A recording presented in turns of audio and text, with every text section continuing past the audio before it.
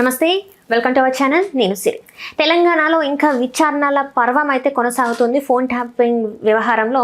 So అయితే ఇప్పుడు చూసుకున్నట్టయితే ఫస్ట్ హరీష్ రావు గారికి, ఆ తర్వాత కేటీఆర్ గారికి, ఆ తర్వాత చూస్తుంటే సంతోష్ రావు గారికి సిట్ అయితే నోటీసులు జారీ చేసింది. అదేవిధంగా కేసీఆర్ గారికి కూడా నోటీసులు అయితే సిట్ అందించడం జరిగింది.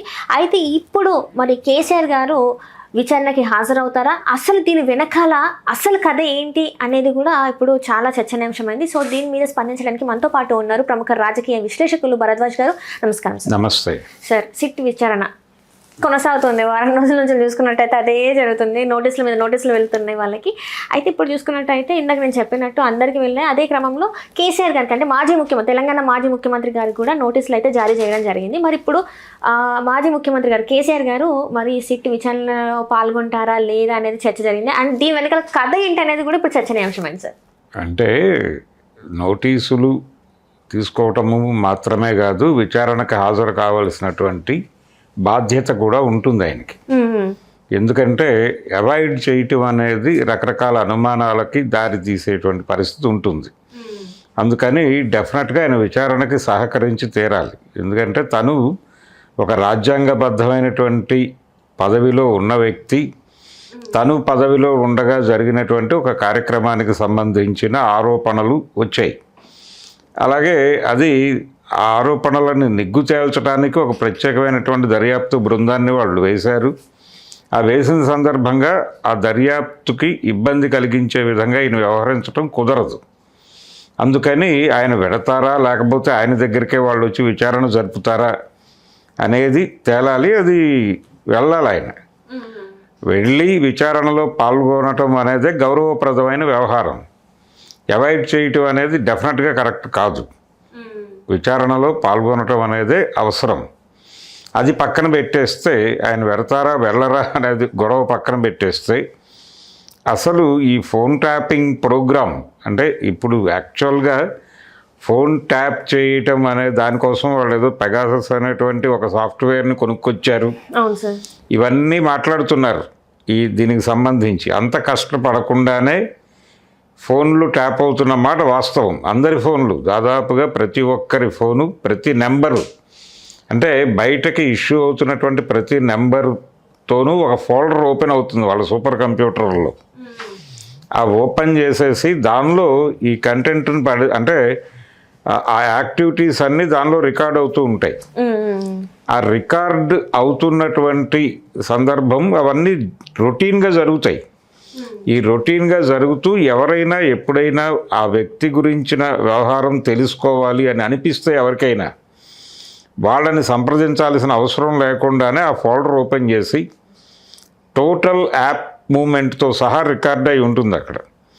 అంటే ఫోన్పేలో వీళ్ళు డబ్బులు పంపించేది కూడా రికార్డ్ అవుతుంది.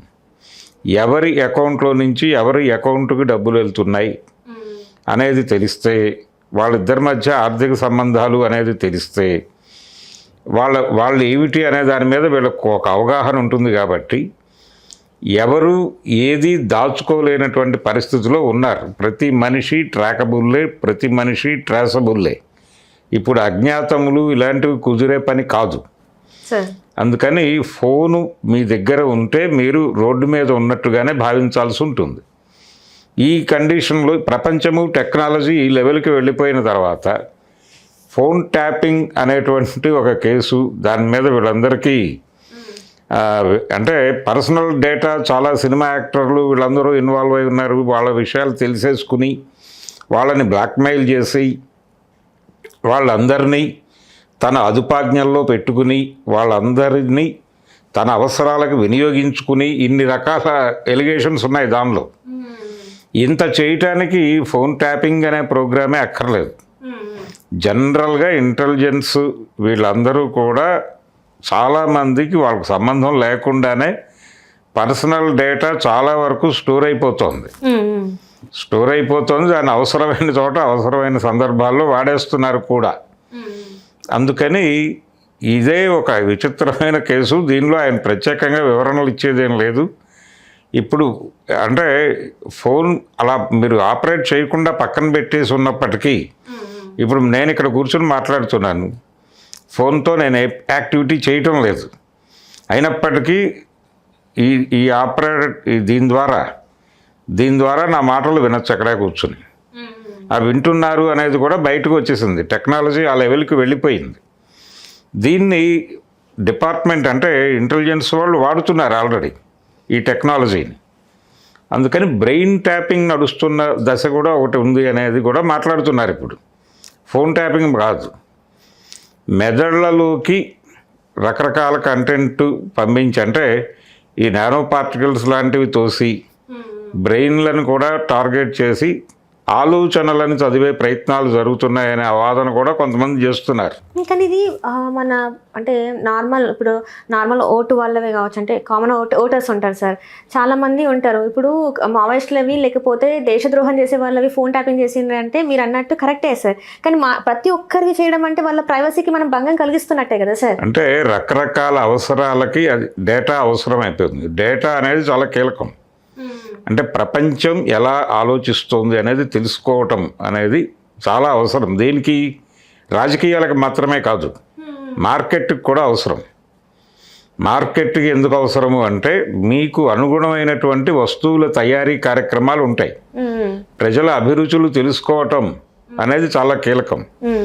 మీరు సెర్చ్లోకి వెళ్ళి ఒకసారి ఒక ఐటెం చూస్తే దానికి సంబంధించినటువంటివే మీరు ఎక్కడికి వెళ్ళి బ్రౌజ్ చేసినా, ఇప్పుడు మీరు వేరే ఊరు వెళ్ళిపోయి అక్కడ ఒకసారి అక్కడ వేరే సిస్టంలో మీరు ఎంటర్ అయ్యి మీరే అనే విషయం అది తెలిసేసుకుంటుంది. అంటే మీరు మెయిలో మరొకటో ఒకసారి చెక్ చేసుకుంటారు. అవును సార్. చెక్ చేసుకోగానే ఇమ్మీడియట్గా వాళ్ళకి తెలిసిపోతుంది ఈ ఫలానా వ్యక్తి ఇక్కడ కూర్చుని ఆపరేట్ చేస్తున్నారు అని. తెలిసి వాళ్ళు ఇమ్మీడియట్గా ఇది డిజైన్డ్ ప్రోగ్రామ్. మీరు ఏ తిండి మీరు తరచూ ఆర్డర్ పెట్టారో, ఏ బుక్స్ ఆర్డర్ పెట్టారో, ఏ బూట్లు, చెప్పులు, బట్టలు ఆర్డర్ పెట్టారో అవన్నీ వచ్చేస్తాయి లైన్లో. అడ్వర్టైజ్మెంట్స్ అన్నీ దానిలో పుష్ అయిపోతూ ఉంటాయి, మీ ముందు దర్శనం ఇస్తూ ఉంటాయి. ఇదేమిటి, నేను ఆ ఊళ్ళో కదా ఆ సిస్టంలో కదా అనుకోవడానికి కుదరదు. కాబట్టి ఒక నీడ వెంటాడుతూ ఉంటుంది ప్రతి మనిషిని. ఇది మార్కెట్ అవసరం. ఇప్పుడు మనం సోషల్ మీడియా మనల్ని మనం వ్యక్తీకరించుకోవటం కోసం పెట్టారని అనుకుంటున్నాం. మనం యూట్యూబ్లో ఏం మాట్లాడుతున్నామో ప్రపంచానికి తెలియజేయడం కోసం మాట్లాడుతున్నానని నేను అనుకుంటాను. కానీ యూట్యూబ్ లేకపోతే ఫేస్బుక్ లేకపోతే ట్విట్టరు లేకపోతే ఇంకొకటి ఇవన్నీ ఎందుకు వచ్చినాయి అంటే అక్కడ ఓపెన్గా ఒక మాట ఉంటుంది. మీరు మీ మనసులో ఉన్న మాట ఇక్కడ చెప్పుకోండి అని ఉంటుంది అక్కడ. అవును సార్. అంటే ఇప్పుడు కొన్ని యాప్స్ వచ్చినాయి, చాట్ జీపీటీ ఇట్లాంటివన్నీ కూడా. మీరు ఏమైనా తెలుసుకోవాలనుకుంటే అది తెలుసుకోవాలంటే వేరు, తెలుసుకోవటం అంటే వాళ్ళు ఏం తెలుసుకుంటున్నారు అనేది కూడా రికార్డ్ అవుతుంది. అది కాదు, ఫేస్బుక్లో మీరు ఓపెన్ చేయగానే లేకపోతే ట్విట్టర్లో ఓపెన్ చేయగానే మీ మనసులో విషయాన్ని ఇక్కడ పంచుకోండి అని ఉంటుంది.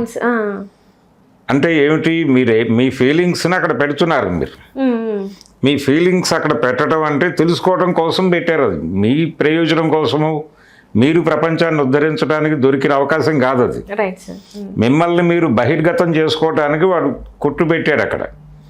అలా తెలుసుకున్నటువంటి సమాచారం ఆధారంగా వీళ్ళు ఏం ఆలోచిస్తారు, ఏ సందర్భంలో ఏ విషయానికి ఎలా రియాక్ట్ అవుతారు, అవన్నీ అక్కడ రికార్డ్ అయిపోతాయి. అది చాలు. నేరుగా మెదళ్ళలోకి వెళ్ళి మెదళ్ళని మ్యాప్ చేస్తున్నారు, ట్రాక్ చేస్తున్నారని మాట్లాడుతున్నారు కొంతమంది. అంత టెక్నాలజీ ఉందో లేదో పక్కన పాడేస్తే అవేవి లేకుండా కూడా మన బ్రెయిన్స్ చదువుతున్నారు వాళ్ళు. ఓకే, మనం సెర్చ్ చేసే దాన్ని బట్టి, మనం పెట్టే దాన్ని బట్టి ఒక పోస్ట్. అంతే. ఇప్పుడు నేను మాట్లాడుతున్నాను, ఈ మాట్లాడుతున్న దానిలో నాకు సంబంధించి అనేక భావజాలం బయటకు వస్తుంది. అది చాలు నేనేమిటో తెలుసుకోవడానికి. అలాగే నేను ఎక్కడ కొంటున్నాను, ఏ తరహా సినిమాలు చూస్తున్నాను, అన్నీ ఆన్ రికార్డు ఉన్నాయి కదా. కాబట్టి మనల్ని మనం బహిర్గతంగానే ఉంచుకున్నాం. ఈ కండిషన్లో ఈ ఫోన్ ట్యాపింగ్ అనేటువంటి ప్రోగ్రాం పెట్టి వీళ్ళని వేధింపులకి గురి చేయటంగానే చూడాలి ఈ కేసుని. వేధింపులకి గురి చేయటం ఎందుకు అనేది చూస్తే ఇది రేవంత్ రెడ్డి గారి ప్రయోజనం కోసం జరుగుతున్నటువంటి కార్యక్రమమా అనే ప్రశ్న వేసుకుంటే ఇది రేవంత్ రెడ్డి గారి ప్రోగ్రామ్ అని నేనైతే అనుకోవడం లేదు. మరి ఎవరిది? ఇది కేంద్రం నుంచి నడుస్తున్నటువంటి ఒక కార్యక్రమం. వాళ్ళు వీళ్ళతో ఆపరేట్ చేయిస్తున్నారు. అంటే బీజేపీ నుంచి నడుస్తుందంటారా? అంతే. ఇక్కడ కాంగ్రెస్ పార్టీ ఉంది కాబట్టి ఇదేదో ప్రత్యేకమైనటువంటి కార్యక్రమంతో నడుస్తోంది అని అనుకోవడంలోనే భ్రమ ఉంది. వీళ్ళని వాళ్ళు నడిపిస్తున్నారు కేంద్ర ప్రభుత్వం. రాష్ట్రంలో ఏ పార్టీ అధికారంలో ఉన్నా వీళ్ళని వాళ్ళు కంట్రోల్లోకి తీసుకుంటారు. ఇప్పుడు ఫెడరలిజం అనేది లేదు దేశంలో. ఎవరు వాళ్ళ పద్ధతుల్లో వాళ్ళు, వాళ్ళ డిజైన్లో వాళ్ళు వెళ్ళటానికి కుదరదు ఇదివరకట్లాగా. ఈ రాష్ట్రంలో మనకు అనుకూలమైన ప్రభుత్వం ఉంది కాబట్టి, అంటే ఆ పార్టీ విధానాల రీత్యా ఇది మనకు అనుకూలమైన రాష్ట్రము, ఇది సేఫ్, అది నాట్ సేఫ్ అనుకోవడానికి లేదు. అలాగే పోలీసులు కానీ ఎవరైనా సరే, ఆ రాష్ట్రం పోలీసులు ఈ రాష్ట్రానికి రావాలన్నా, లేకపోతే ఆ ఊరి పోలీసులు ఈ ఊరి పోలీసులు రావాలన్నా, ఈ ఏరియాకి రావాలన్నా ఎవరో ఒకళ్ళకి చెప్పి రావాల్సిన పరిస్థితి ఇదివరకు ఉండేది. ఇప్పుడు అలాంటివి అవసరం లేదు. ఇప్పుడు అమెరికా నుంచి ఇక్కడ హైదరాబాద్లో ఒక వ్యక్తిని అరెస్ట్ చేయాలంటే వాళ్ళు స్ట్రైట్ అవే వచ్చి తీసుకెళ్ళిపోవచ్చు. తీసుకెళ్తున్నారు ఆల్రెడీ. ఒక దేశ అధ్యక్షుడిని పట్టుకెళ్ళిపోయిన చరిత్ర చూసాం మనం మొన్నే. కాబట్టి ఎవరు సేఫ్ కాదు, ఎవరు సేఫ్ కాని పరిస్థితులు ఉన్నాయి. ప్రతిదీ పైనుంచి డిజైన్ నడుస్తోంది. వాళ్ళకేమిటి, ఇప్పుడు బీఆర్ఎస్ని కంట్రోల్లోకి తీసుకోవాలి.